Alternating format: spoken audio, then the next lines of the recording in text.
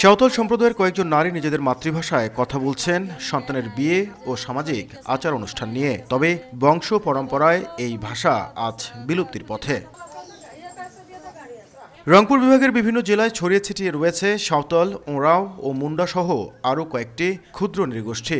আদি পেশা হারিয়ে কৃষি শ্রমিকই এখন তাদের আয়ের একমাত্র উপায়। সরকারি সহায়তা নেই বললেই চলে, ফলে জীবিকার তাগিদে রাজধানীমুখী হচ্ছে নতুন প্রজন্ম।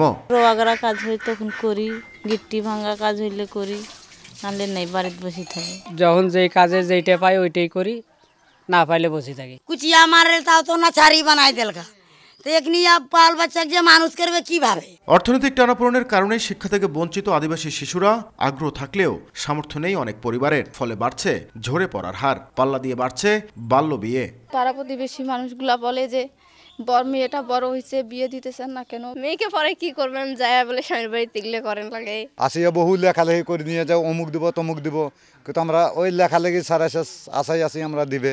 হাতে করি, পেটে খাই, যা জুটায় যতটুক শক্তি আসলে অতটুক করি। সমাজসেবা অধিদপ্তর বলছে ক্ষুদ্র নৃগোষ্ঠীর জীবনমান উন্নয়নে কিছু প্রকল্প রয়েছে, তবে গবেষকদের মতে প্রয়োজন টেকসই পরিকল্পনা। বাংলাদেশ জাতীয় সমাজ কল্যাণ পরিষদ থেকে এককালীন আর্থিক সহায়তা দেওয়া হচ্ছে আর কি, অব্যাহত রয়েছে।